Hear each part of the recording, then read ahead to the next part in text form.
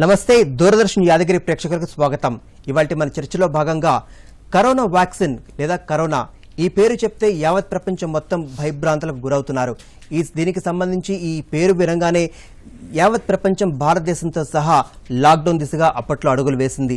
అనతి కాలంలోనే ఈ లాక్డౌన్ దిశలో ఉండగానే ప్రజలందరూ ఇళ్లకే పరిమితమైపోయారు. ఆ ఇళ్లకు పరిమితమైన నేపథ్యంలో ఎప్పుడెప్పుడు స్వేచ్ఛా విహంగులై బయట ప్రపంచంలో తిరుగుదామని ప్రజలందరూ ఎదురు చూస్తున్న నేపథ్యంలో భారతదేశంలో 2 టీకాలు కనుక్కోవడం జరిగింది. ఆ టీకాలు ఫ్రంట్ లైన్ వారియర్స్ అనగా ఎవరికైతే డాక్టర్స్ కావచ్చు, మున్సిపల్ సిబ్బంది కావచ్చు, ఇట్లా ఫ్రంట్ లైన్ వారియర్స్కి వేస్తామని చెప్పేసి భారత ప్రభుత్వం ముందరకు వచ్చింది. దాంట్లో 2 డోసుల విధంగా అందరికీ అందుబాటులో ఇచ్చే విధంగా భారత ప్రభుత్వం. దీంట్లో భాగంగా మొదటి దశలో అందరికి వేయంగా రెండో దశలో మాత్రం కొంతమంది మాత్రమే వేయించుకున్నారు. ఇప్పటి వరకు భారతదేశంలో 1,37,00,000 మంది రెండో డోసు సహా ఈ కోవిడ్ వ్యాక్సిన్ వేయించుకోగా 48% మాత్రమే వేయించుకున్నారు. ఒక 52% రెండో డోసు వేయించుకోలేదు. ఎందుకు ప్రజల్లో ఈ భయభ్రాంతులకు ఇంకా ఎందుకు గురవుతున్నారు? దీనికి సంబంధించి ఈ కోవిడ్ వ్యాక్సిన్కి సంబంధించి అనుమానాలు నివృత్తి చేయడానికి మనతో పాటుగా ఇవాళ స్టూడియోలో ఉన్నారు డాక్టర్ ప్రముఖ వైద్యులు పల్మనాలజిస్ట్ డాక్టర్ చందంశెట్టి విజయ్ కుమార్ గారు. వీరిని అడిగి మరిన్ని వివరాలు తెలుసుకుందాం. సార్ నమస్తే, ప్రత్యేక చర్చకు స్వాగతం. నమస్తే. దాదాపుగా 1,37,00,000 మంది ఫ్రంట్ లైన్ వారియర్స్కి ఇప్పటి వరకు వ్యాక్సిన్ తీసుకోవడం జరిగింది. దాంట్లో ఒక 52% మాత్రం ఇంకా వేయించుకోవాల్సినటువంటి ఆవశ్యకత ఉంది. కొంతమంది వేయించుకున్నారు, కొంతమంది వేయించుకోవట్లేదు. ఎందుకు ఇంత జరుగుతున్న తర్వాత కూడాను అప్పట్లో వ్యాక్సిన్ వస్తే బాగుంటుంది అనుకున్నటువంటి నేపథ్యంలో ఎందుకు ఇప్పుడు వెనకాడుతున్నారు? అసలు ఈ కోవిడ్ వ్యాక్సిన్కి సంబంధించి పూర్తి వివరాలు మాకు తెలియజేయండి. రైట్. కోవిడ్ వ్యాక్సిన్ అనేది మన భారతదేశంలో మీరు అన్నట్టుగా 2 వ్యాక్సిన్స్ వచ్చాయండి. ఒకటి కోవిషీల్డ్, రెండు వచ్చి కోవాక్సిన్. కోవిషీల్డ్ అనేది మనం ఆక్స్ఫర్డ్ యూనివర్సిటీ నుండి వాళ్ళ ఫార్ములాను మనం తీసుకొని మనతో భారతదేశం ఒక సెంట్రల్ గవర్నమెంట్తో ఒప్పందం చేసుకొని మన దగ్గర ఏదైతే మనం ప్రొడ్యూస్ చేస్తున్నామో, ఎగ్జాంపుల్ 1,00,000 డోసులు మనం ప్రొడ్యూస్ చేసామంటే ఆ 1,00,000 డోసుల్లో 50,000 డోసులు బయట కంట్రీలకి ఎక్స్పోర్ట్ చేయాలి, 50,000 మన ఇండియన్స్ వేసుకోవాలి అనే ఒప్పందంతో మనకు ఈ కోవిషీల్డ్ మన భారతదేశంలో సీరం ఇన్స్టిట్యూట్ ఆఫ్ ఇండియా నుండి, పూణే నుండి మనకు వచ్చిన వ్యాక్సిన్ అది. రెండవ వ్యాక్సిన్ కోవాక్సిన్. కోవాక్సిన్ ఇంకా ఫేజ్ 3 ట్రయల్స్లో ఉంది. బట్ 2 వ్యాక్సిన్స్ కూడా ఇప్పటి వరకు నేను పనిచేసే హాస్పిటల్లో కూడా ఆల్మోస్ట్ 6,000 - 7,000 డోసెస్ వేయడం జరిగింది. ఓకే, కొన్ని ఆబ్సెంటీస్ ఉన్నాయి, కానీ అది నిజమే. కానీ ఈ ఆబ్సెంటీస్ కూడా ఏది ఇంటెన్షనల్ ఆబ్సెంటీస్ అయితే కాదు, అంటే మా హాస్పిటల్ వరకు నేను చెప్పగలుగుతున్నాను. ఓకే, సో మేజర్ ఇష్యూస్ అయితే ఏమీ నోటిఫై చేయలేదండి. ఎప్పుడైతే జనవరి 16th లాంచ్ అయిందో ప్రోగ్రామ్, ఫస్ట్ టైం వేసినప్పుడు ఒక 2-3 భయాందోళనతో కొద్దిగా రియాక్షన్ వచ్చి ఆ వచ్చిన జ్వరానికి భయపడి ఎమర్జెన్సీ రూమ్కి రావడం జరిగింది. అంతేకాని ఎనాఫిలాక్సిస్ అంటే షాక్కి గురవడం, వాళ్ళకి ఏదో సివియర్గా క్రిటికల్ ఇల్నెస్ రావడం and very very rare side effects like నరాల వీక్నెస్, బలహీనత, ఇటువంటివి రావడం అనేది మాత్రం ఎక్కడ డాక్యుమెంటేషన్ లేదు. కాబట్టి గుర్తుంచుకోవాల్సింది ఏంటంటే 2 వ్యాక్సిన్లు కూడా ఇప్పుడు అవైలబిలిటీ ఉన్నాయి. కాబట్టి త్వరలో ఇప్పుడు మనకు అన్ని ప్రైవేట్ హాస్పిటల్లో, మేజర్ ప్రైవేట్ హాస్పిటల్స్లో మనకి ఇప్పుడు అవైలబిలిటీకి వచ్చేసాయి. కాబట్టి మనం జాగ్రత్తగా మనం స్కెడ్యూల్ చేసుకొని, స్కెడ్యూల్ ఇచ్చిన టైం ప్రకారం మనం వేసుకోవడం ఎంతైనా మంచిదండి. సో మీరు ఇందాక సైడ్ ఎఫెక్ట్స్ అనే పదం వాడారు. ఫస్ట్ డోస్ వేయించుకున్నప్పుడు వచ్చే సైడ్ ఎఫెక్ట్స్ సెకండ్ డోస్ తర్వాత కూడా మళ్ళీ వచ్చే ఛాన్సెస్ ఉన్నాయా? ఫస్ట్ డోస్ వేయించుకున్న సైడ్ ఎఫెక్ట్సే మళ్ళీ రిపీట్ అవుతాయి, లేకపోతే ఏదైనా అదనంగా కానీ లేకపోతే అసలు వచ్చే అవకాశం కూడా లేదంటారా? అంటే ఇక్కడ గుర్తుపెట్టుకోవాల్సింది ఏంటంటే వ్యాక్సిన్ తాలూకు సైడ్ ఎఫెక్ట్స్ ఒకటి, ఇంజెక్షన్ తాలూకు సైడ్ ఎఫెక్ట్స్ ఒకటి. మనం ఇప్పుడు నీడిల్ని గుచ్చుతాం. ఓకే, సో నీడిల్ అనేది foreign material. Okay, it's steel. Okay, so అది లోపలికి గుచ్చినప్పుడు కొంచెం నొప్పి అనేది ఉంటుంది కదా. ఆ నొప్పి లేకుండా ఎవరైనా ఇంజెక్షన్ వేయగలుగుతారండి? ఓకే, లేదు. మరి వెరీ డెలికేట్గా వేసేవాళ్ళు కొందరు ఉంటారు. ఓకే, అంతేగాని సో ఆ నొప్పి ఒకటి, అది ప్రాబబ్లీ నాకు తెలిసినంత వరకు ఒక 30 to 40% ఆఫ్ సైడ్ ఎఫెక్ట్స్ ఏదైతే రిపోర్ట్ అయినాయో, ఆ రిపోర్ట్ అయిన సైడ్ ఎఫెక్ట్స్లో యాక్చువల్ రిపోర్ట్ అయిన సైడ్ ఎఫెక్ట్స్ ప్రతి 100లో 0.1%. సో ఆ సైడ్ ఎఫెక్ట్స్ కూడా ఈ నొప్పి అనేది మేజర్ థింగ్. అది ప్రాబబ్లీ సిరంజ్ రిలేటెడ్ అయి ఉండొచ్చు. Okay, rest of the things అనేది ఓకే బాడీ ఏక్స్ అయి ఉండొచ్చు, కొద్దిగా వామిటింగ్ సెన్సేషన్ రావడం, హెడేక్ రావడం, మజిల్ ఏక్స్ రావడం, సో కొద్దిగా ఫీవర్ రావడం, ఇవన్నీ కూడా మన కోవిడ్ వ్యాక్సిన్ కాకుండా ఏ వ్యాక్సిన్ తీసుకున్నా కానీ ఇవి ఎక్స్పెక్టెడే. ఓకే. సో ఎందుకంటే ఏదైతే మనం వ్యాక్సిన్ ఇంజెక్షన్ తీసుకుంటున్నామో ఆ వ్యాక్సిన్లో మనకు ఆ ఫారిన్ మెటీరియల్ ఉంటుంది, వైరస్ మెటీరియల్ ఉంటుంది. ఆ వైరస్ మెటీరియల్ ఇప్పుడు కోవిషీల్డ్ అనుకోండి, కోవిషీల్డ్ అది వెక్టర్ వ్యాక్సిన్ అంటారు. వైరస్ అనేది లోపల వెళ్ళి మల్టిప్లై కూడా అవుతుంది. సో మల్టిప్లై అయినప్పుడు కొద్దిగా సిమ్టమ్స్ వస్తాయి కదా, okay, that is all expected. 1-2 days అనేది ఖచ్చితంగా ఆ సిమ్టమ్స్ ఉంటాయి.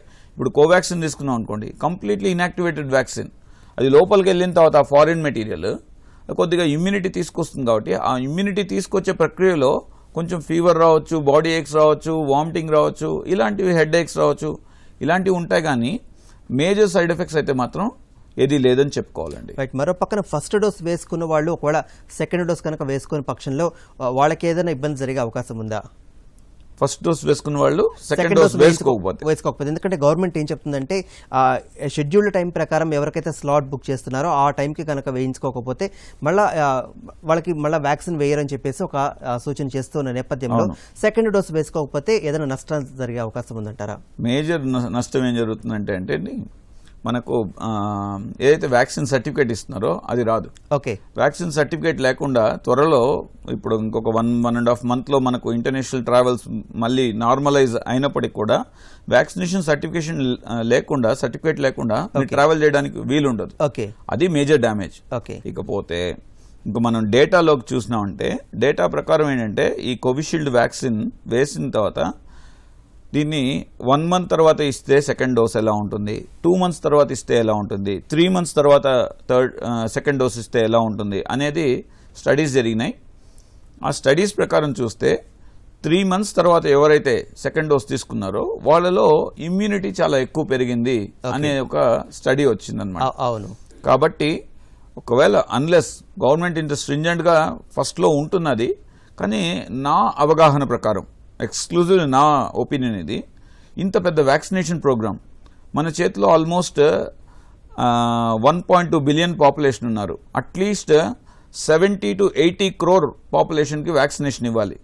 ఇదే పేస్లో మనం ముందుకెళ్తున్నాం అని అనుకోండి, అట్లీస్ట్ ఒక అంచనా ప్రకారం 15 నుండి 17 years టైం పడుతుంది వ్యాక్సిన్ కంప్లీట్ చేయడానికి. సో కాబట్టి అందుకోసం మన నరేంద్ర మోడీ గవర్నమెంట్ గారు ఏం చేసినారంటే పబ్లిక్ ప్రైవేట్ పార్ట్నర్షిప్ లేకపోతే ఇది ముందుకెళ్ళదు అని తెలుసుకొని ఈ రోజు నుండి మనకు అన్ని ప్రైవేట్ హాస్పిటల్స్లో కూడా అందుబాటులో ఉంది. అయితే దీని నుండి మనం తెలుసుకోవాల్సింది ఏంటంటే ఈ పబ్లిక్ ప్రైవేట్ పార్ట్నర్షిప్ ద్వారా మనకు ప్రాబబ్లీ ఇంకొక నెల రోజులు ఒక 2 months పోయిన తర్వాత కొద్దిగా రిలాక్స్ అవుతాయి గైడ్ లైన్స్. ఓకే.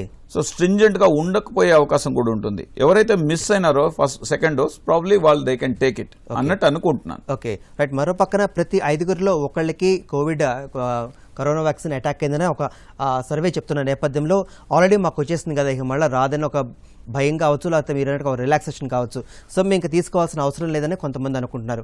మరో పక్కన మీరు అన్నట్లుగా యాంటీబాడీస్ ఫామ్ అయిపోయినాయి కాబట్టి మేము తీసుకోకర్లేదని కొంతమంది అనుకుంటున్నారు. దీంట్లో ఎంతవరకు వాస్తవం ఉంది? కోవిడ్ వచ్చిన వాళ్ళు కూడా వేయించుకోవాలా, లేకపోతే వాళ్ళకి అవసరం లేదంటారా? సో ఇంతవరకు మనకున్న డేటా ప్రకారం సో గత 1 yearలో ఈ యాంటీబాడీస్ అనేది మేము కొన్ని పేషెంట్స్కి చెక్ చేస్తే లేదు వేరియస్ స్టడీస్లో చూసినట్లయితే 3 months 4 months కన్నా కూడా ఈ యాంటీబాడీస్ ఎక్కువ ఉండట్లేదు. ఓకే. సో ఏదన్నా వైరస్ని మనం ఎన్కౌంటర్ చేయాలంటే ఎస్ యాంటీబాడీస్ అనేది చాలా ముఖ్యం. అయితే కోవిడ్ వైరస్కి మాత్రం, కరోనా వైరస్కి మాత్రం ఓకే యాంటీబాడీస్తో పాటు టీ-సెల్ ఇమ్యూనిటీ అని ఒకటి ఉంటుందండి. ఈ టీ-సెల్ ఇమ్యూనిటీ కూడా చాలా ప్రత్యేకమైన రోల్ ఉంటున్నది అనేసి మనకు అర్థమవుతున్నది. కాబట్టి యాంటీబాడీ లెవెల్ తగ్గిపోయినప్పటికీ కూడా టీ-సెల్ ఇమ్యూనిటీ వాళ్ళని ప్రొటెక్ట్ చేస్తూ ఉంటుంది. అయితే ఎంతకాలం ఉంటుంది ఈ ఇమ్యూనిటీ అనేది ఎవ్వరికి చెప్పలేదు. దిస్ ఇస్ $1 million క్వశ్చన్ అనమాట. ఓకే. సో ఎవ్వరికి తెలీదు. సో కాబట్టి వ్యాక్సినేషన్ అవకాశం ఉన్నవాళ్ళు ఒకవేళ కోవిడ్ వచ్చి తగ్గినప్పటికి కూడా తీసుకోవడం చాలా చాలా ఇంపార్టెంట్. ఎంచేతంటే వాళ్ళ యొక్క యాంటీబాడీ టైటస్ కానీ ఫర్దర్ టీ-సెల్ ఇమ్యూనిటీ కానీ పెరిగి వాళ్ళని ఎక్కువ రోజులు ఎక్కువ కాలం మళ్ళీ వైరస్ రాకుండా కాపాడే అవకాశం ఉంటుంది. మరో పక్కన డోస్ తీసుకున్న తర్వాత ఐదర్ ఫస్ట్ డోస్ కానీ సెకండ్ డోస్ కానీ ఎంతకాలం లేకపోతే ఎంతసేపు అబ్జర్వేషన్లో ఉండాలి? ఎస్, మన ఐసీఎంఆర్ గైడ్ లైన్స్ ప్రకారం సెంట్రల్ గవర్నమెంట్ ఏం చెప్తున్నా అంటే 30 minutes ఈజ్ గుడ్ ఎనఫ్ అండి. ఓకే. మెజారిటీ ఆఫ్ ఏమైనా side effects, acute side effects వస్తే అంటే సిగ్నిఫికెంట్ అనమాట, అంటే అనాఫిలాక్టిక్ షాక్ అంటాం.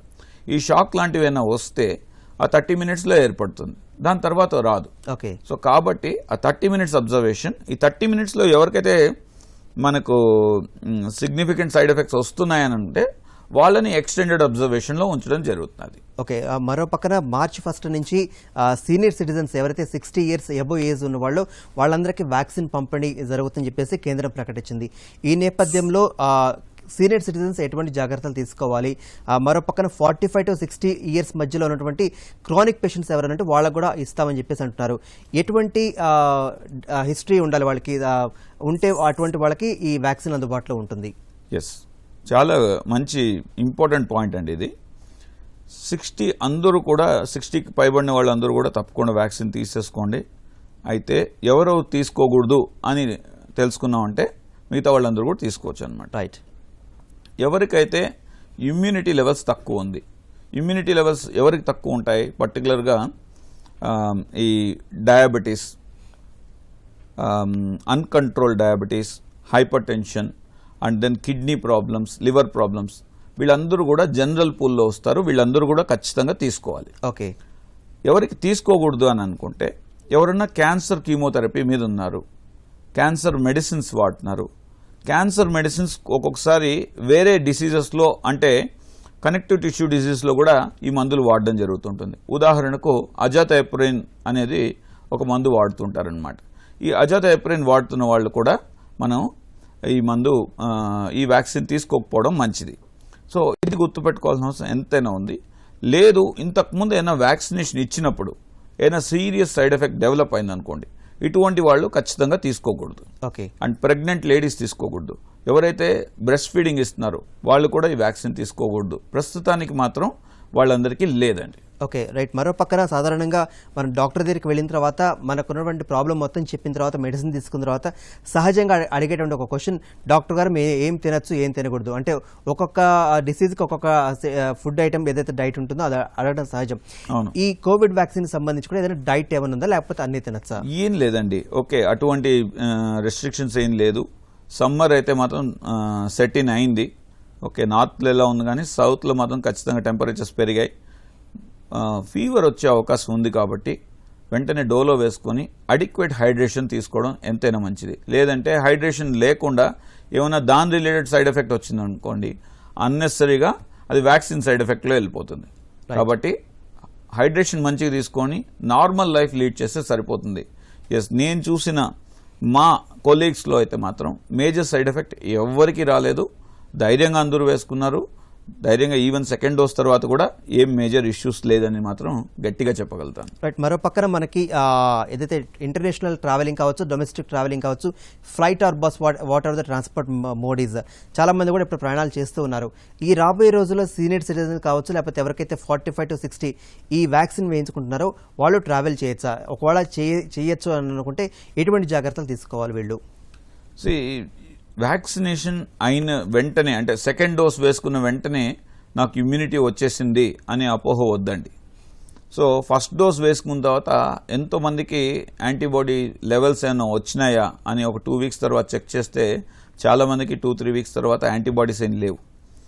So second dose of vaccine అయిన తర్వాత స్టడీస్ ఏం చెప్తున్నాయంటే మళ్ళీ కూడా ఒక 2 to 3 weeks అంటే అప్రాక్సిమేట్గా 21 days పడుతుందన్నమాట యాంటీబాడీ టైటర్ పెరగడానికి. సో అంతవరకు కూడా మీరు ఏదైతే ప్రస్తుతానికి శ్రద్ధగా సోషల్ డిస్టెన్సింగ్ కానీ, మాస్కింగ్ కానీ, ఓకే, శానిటైజేషన్ కానీ ఇవన్నీ చేసుకుంటున్నారో ఇవన్నీ ఖచ్చితంగా చేసుకోవాల్సిన అవసరం ఉంటుంది. 21 days తర్వాత మీరు ట్రావెల్ చేస్తున్నప్పటికి కూడా ఈ లోపల చేసినా ఆ తర్వాత చేసినా కానీ మనకు బెస్ట్ వ్యాక్సిన్ ఇప్పటి వరకు ఉన్నది ఈ SMSA, social distancing, masking and sanitization. ఇది new normalcy of post Covid era. Okay, ఈ 3 పద్ధతులు మాత్రం మనకు వ్యాక్సిన్ కన్నా ఎఫెక్టివ్ పద్ధతులు, రానికుండా ఖచ్చితంగా చూసుకోవాలి. ఎస్, కాబట్టి ఇవి చేసుకుంటూ at least 3 weeks after second dose of vaccine మీరు జాగ్రత్తగా ఉండడం చాలా ఇంపార్టెంట్. రైట్. మరో పక్కన ఇప్పటికే దేశంలో చాలా వరకు కేసెస్ తగ్గిపోయినాయని చెప్పేసి చాలా మంది రిలాక్స్ అవుతున్నారు. ఇప్పుడు మీరు చెప్పినట్టుగా SMS ఎవరు చాలా చోట్ల చాలా మంది పాటించట్లేదు, ఎవరు కూడా సోషల్ డిస్టెన్సింగ్ లేదు, మాస్క్స్ లేదు, people are back to their works లాగా అందరూ బిహేవ్ చేస్తున్నారు. ఇట్లా ఉండడం అంటే వ్యాక్సిన్ తీసుకున్న తర్వాత ఇంత రిలాక్స్డ్గా ఉండడం కరెక్టేనంటారా? కాదండి. ఓకే, మనం అనుకుంటున్నాం కానీ ఓకే, వైరస్ కరోనా వైరస్లో ఎన్నో వేరియంట్స్ ఉన్నాయి. ఓకే, ఈ మధ్య మన నేషనల్ ఇన్స్టిట్యూట్ ఆఫ్ వైరాలజీ ఒక ఆర్టికల్ రిలీజ్ చేసింది త్రూ ICMR. దానిలో 5000 వేరియంట్స్ ఆఫ్ కరోనా వైరస్ వచ్చింది ఇండియాలో అనేసి చెప్పడం జరిగిందనమాట. ఓకే, సో అన్ని వేరియంట్స్కి కూడా ఈ వ్యాక్సిన్ ఎఫెక్టివా అంటే మనకు తెలీదు. ఎస్, ఇప్పటికున్న డేటా ప్రకారం ఎఫెక్టివ్ అని అనుకుంటున్నాం. ఓకే, ఈ వైరస్లు ఏంటంటే చాలా విచిత్రంగా అది బిహేవ్ చేస్తుంటాయి అన్నమాట. సడన్గా ఒక్కొక్కసారి ఆ జన్యు మార్పిడి జరిగి టోటలీ కొత్త వైరస్ లాంటిది ప్రొడ్యూస్ అయ్యే అవకాశం ఉంటుంది. అలాంటప్పుడు ఈ వ్యాక్సిన్ ఎఫెక్టివ్నెస్ లేకుండా పోయే అవకాశం ఉంటుంది. కానీ ఇప్పటికున్న వరకు డేటా ప్రకారం మాట్లాడితే వ్యాక్సిన్ అనేది మనకున్న ఇండియాలో ఉన్న ఆల్ వేరియంట్స్ ఆఫ్ కరోనా వైరస్కి ఎఫెక్టివ్ అని చెప్తున్నది. కానీ మన social distancing, masking and sanitization మాత్రం new normalcy of post Covid era అనేది మాత్రం ఖచ్చితంగా గుర్తుపెట్టుకోవాలి.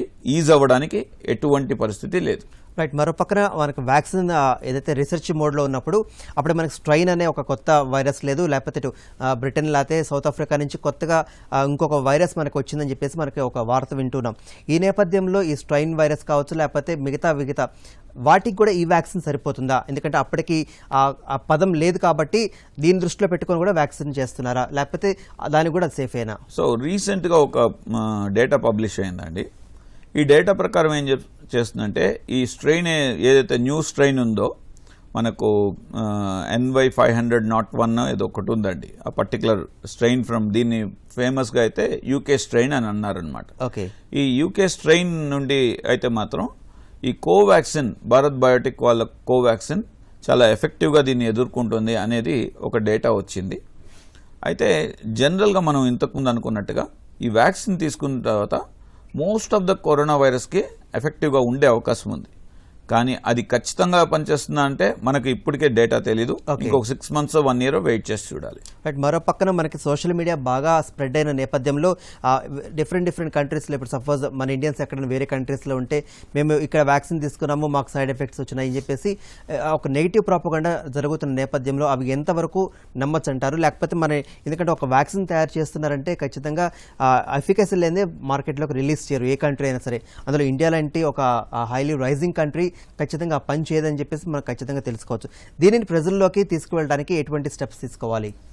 వ్యాక్సిన్ నుండి ఇప్పుడు నుండి కాదండి, ఆల్మోస్ట్ మనం 20-30 years ముందు చూసుకున్నట్లే డీడీలో మాటికి ఒక యాడ్ వచ్చేది. ఓకే, వ్యాక్సిన్ వేయించండి, పిల్లలకు వేయించండి, పిల్లల్ని దాపెట్టద్దండి అని కూడా ఒక మంచి యాడ్ వచ్చేది. ఆ రోజు ఏ పరిస్థితిలో ఉన్నామో ఈ రోజు కూడా అదే పరిస్థితిలో ఉన్నాం మనం. లేకపోతే మనం ఇక్కడ కూర్చొని మాట్లాడుకునే అవసరం లేదు.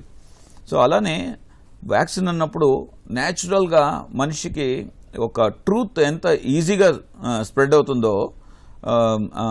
అవ్వదో, కానీ ఒక ఫాల్స్ స్టేట్మెంట్ మాత్రం తొందరగా స్ప్రెడ్ అయిపోతుంది అనమాట. సో అటువంటి ఫాల్స్ స్టేట్మెంట్స్, మిత్స్ అనేది చాలా ఉన్నాయి.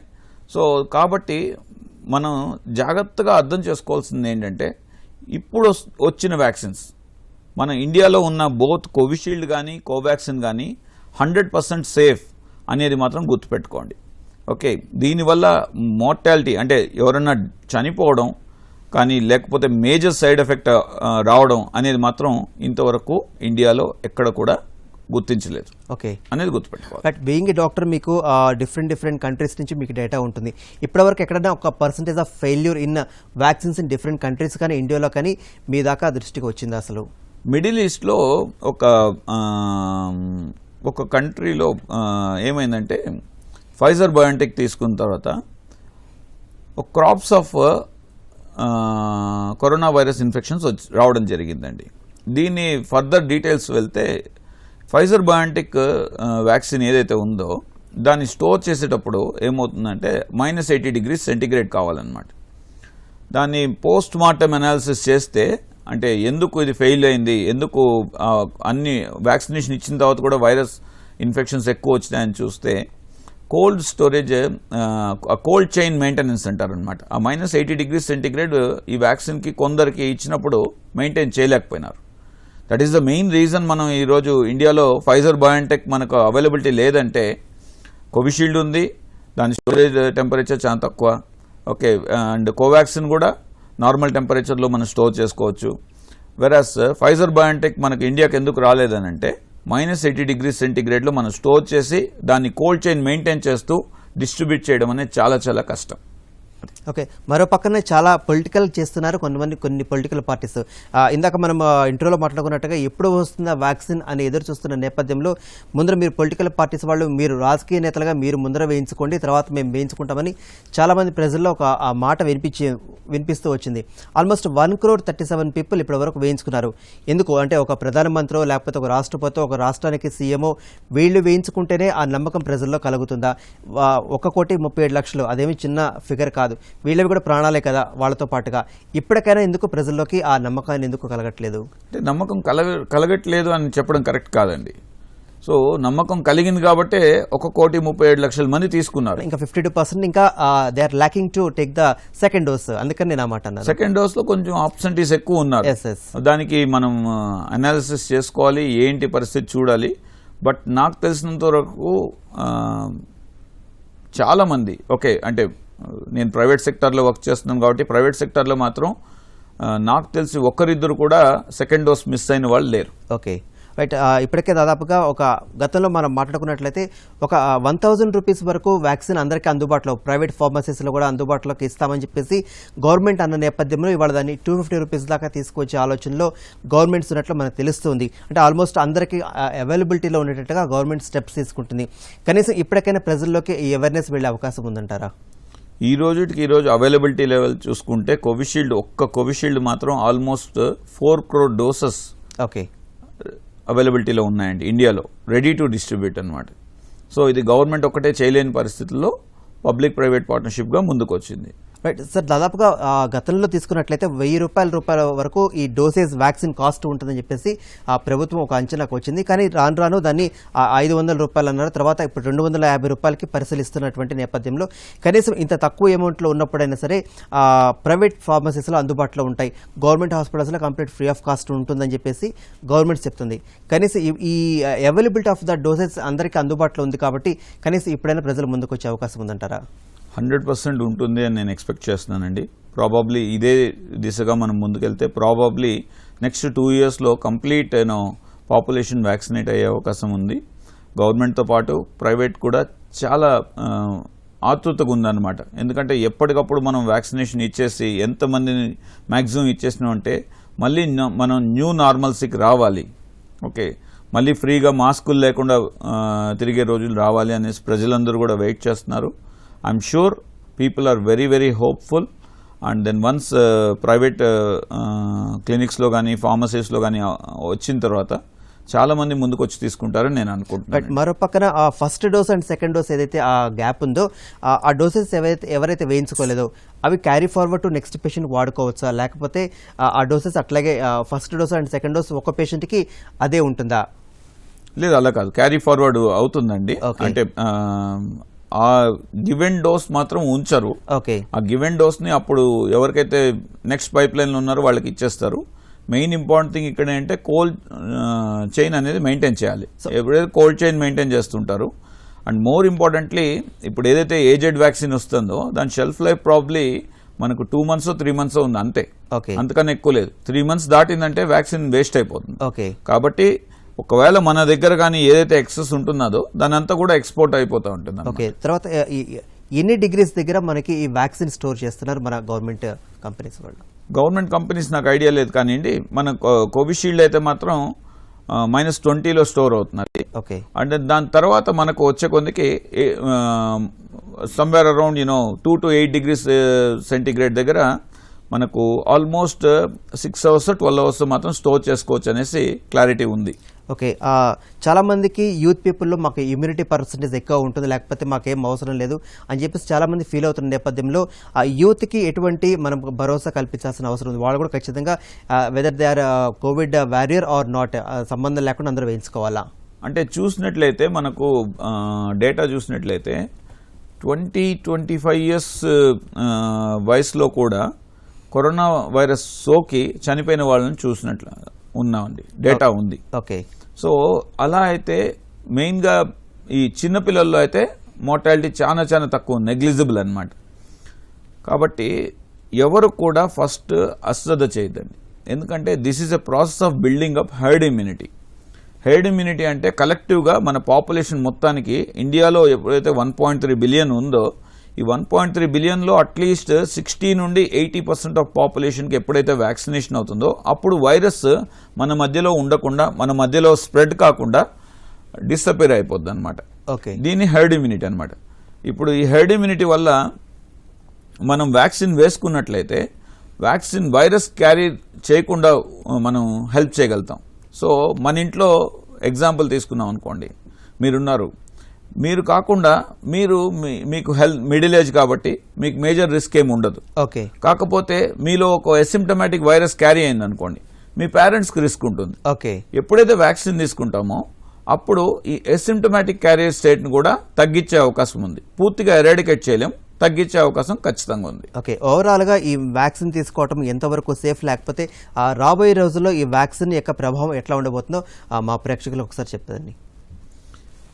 సో ఈ వ్యాక్సిన్ గురించి ఇప్పటి వరకు ఉన్న భయాలు అయితే మాత్రం మీరు అనవసరంగా భయపడుతున్నారండి. మేజర్ సైడ్ ఎఫెక్ట్స్ అయితే ఏమీ లేదు. సో దయచేసి ధైర్యంగా ముందుకు రండి, వ్యాక్సినేషన్ చేయించుకోండి. కోవిషీల్డ్ దొరికితే కోవిషీల్డ్ తీసుకోండి, కోవాక్సిన్ దొరికితే కోవాక్సిన్ తీసుకోండి. రెండు కూడా నా ఎక్స్పీరియన్స్ ప్రకారం, డేటా ప్రకారం, రీసెర్చ్ అన్ని చూసిన తర్వాత కూడా, సో పబ్లిష్ డేటా ఈ రోజు వరకు ఉన్న డేటా ప్రకారం మాత్రం ఈ రెండు వ్యాక్సిన్స్ కూడా చాలా చాలా సేఫ్ వ్యాక్సిన్స్. సో భయాందోళనలు వద్దు. సో ధైర్యంగా ముందుకొచ్చి వేసుకోండి. అయితే నెక్స్ట్ 1 year కొంచెం జాగ్రత్తగా ఉండడం చాలా ఇంపార్టెంట్. ఏం చేస్తుందంటే వైరస్ ఇంకా సీజ్ అవ్వట్లేదు.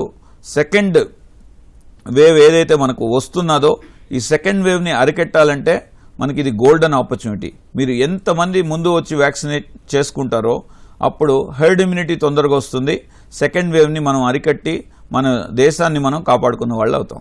రైట్. ఇంకొక డౌట్ డాక్టర్ గారు, ఫస్ట్ డోస్ ఎక్కడైతే తీసుకున్నామో సెకండ్ డోస్ కూడా అక్కడే తీసుకోవాలా, లేకపోతే ఇంకెక్కడైనా అవైలబిలిటీ ఉంటే, అంటే మనం ట్రావెల్ చేస్తుంటాం లేకపోతే వేరే ప్లేస్కి వెళ్తుంటాం, అక్కడ కూడా తీసుకోవచ్చు ఒకవేళ అవైలబిలిటీ ఉంటే? ఇప్పటి వరకు మాత్రం ఫస్ట్ డోస్ ఎక్కడ తీసుకున్నామో సెకండ్ డోస్ కూడా అదే సెంటర్లో తీసుకోవడం రికమెండెడ్ అండి. రైట్. మరో పక్కన మనకి 2 వ్యాక్సిన్స్ అవైలబిలిటీలో ఉన్నాయి.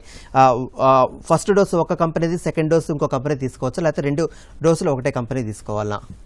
ఇది మాత్రం కంప్లీట్గా ఎక్స్పెరిమెంటేషన్ అవుతుంది. అటువంటిది ఇచ్చే అవకాశం కూడా లేదు. కోవిషీల్డ్ తీసుకున్న వాళ్ళు కోవిషీల్డ్ తీసుకోండి, కోవాక్సిన్ తీసుకున్న వాళ్ళు మళ్ళీ సెకండ్ డోస్గా కోవాక్సిన్ తీసుకోండి. రైట్. థ్యాంక్ యూ డాక్టర్ గారు, మీ అమూల్యమైన సమయాన్ని కేటాయించి వ్యాక్సిన్కి సంబంధించి సందేహాలు నివృత్తి చేసినందుకు. ఇది ఇవాల్టి కోవాక్సిన్ అదేవిధంగా కోవిషీల్డ్ వ్యాక్సిన్ సంబంధించి సందేహాలపైన డాక్టర్ గారి సమాధానాలు. ఇది ఇవాల్టి ప్రోగ్రాం. మరొక ప్రోగ్రాంతో మళ్ళీ కలుద్దాం. అంతవరకు సెలవు. నమస్కారం.